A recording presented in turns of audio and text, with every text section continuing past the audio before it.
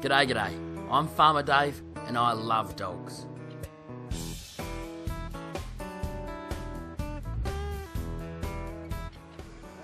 I was born in the bush and grew up in a property 2 hours out of Goondiwindi. And all my life, dogs have been my life. I love these characters. They're my best mates. And I've got their respect and they've got mine. And I reckon that city people deserve to get as much out of their dogs as we do in the bush.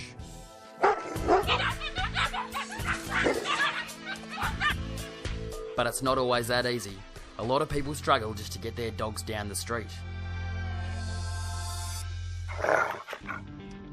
We're on our way to meet an aggressive bullhead called Buster. Buster is a bull mastiff and a real worry. Where I come from, we'd use him to hunt wild pigs. He's big enough and mean enough to rip the throat out of a wild boar. So it's no wonder he's giving Natasha such a hard time. It's horrible because we're supposed to go for walks together and enjoy the walk, and I don't enjoy the walk. I don't enjoy him at all.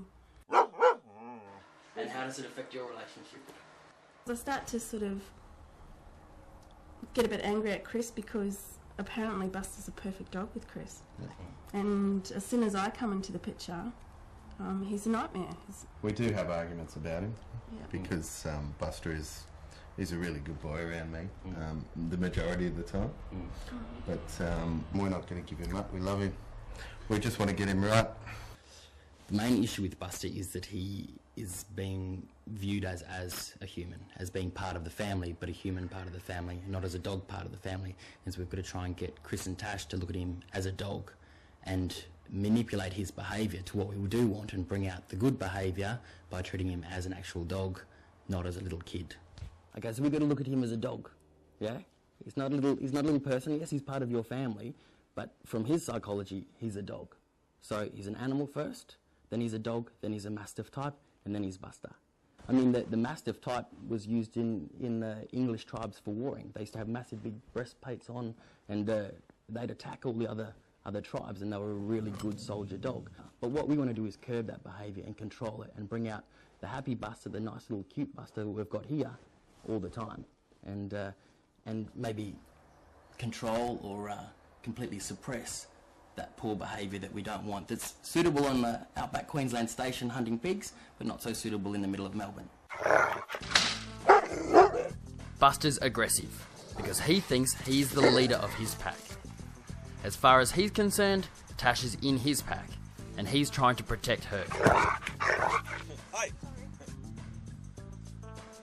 When I walk him, I put the message in his head that I'm top dog, and I'm protecting him. Now he can relax. What I've done is taking him for a walk, asserted myself over him as his pack leader. In dog terms, they have a pack, and they have a leader, and they have all these followers. And what often happens in urban environments or in households that treat their dogs like little kids is that it becomes unbalanced.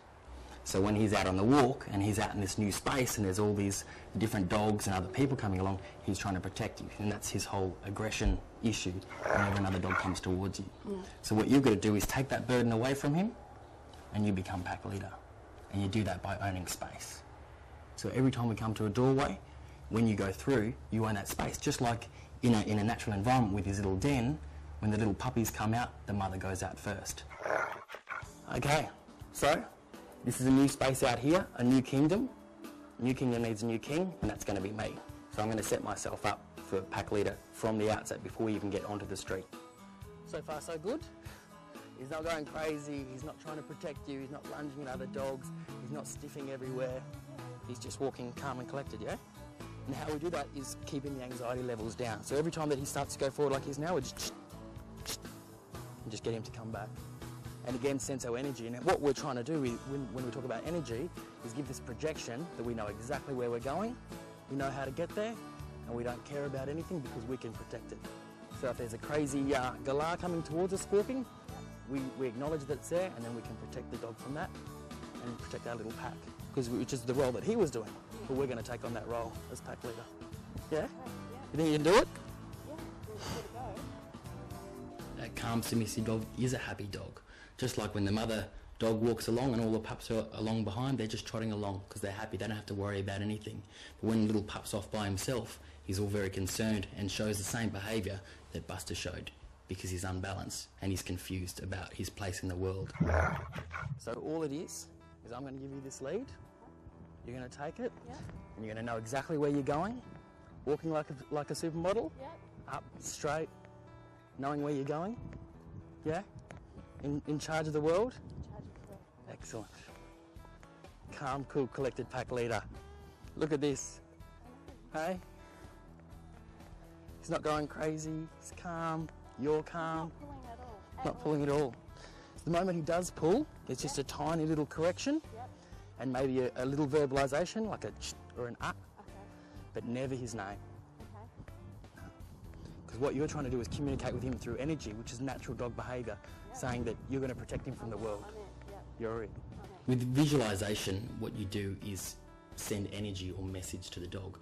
The strongest message we can send is by visualising. So if we want the dog to sit, we visualise him sitting.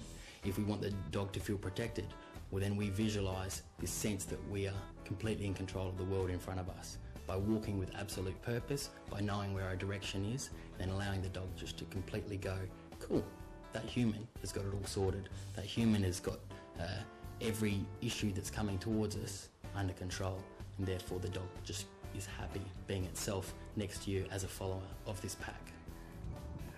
Good? Normally my hands are raw. Oh, this is the best walk I've ever had with Buster at all.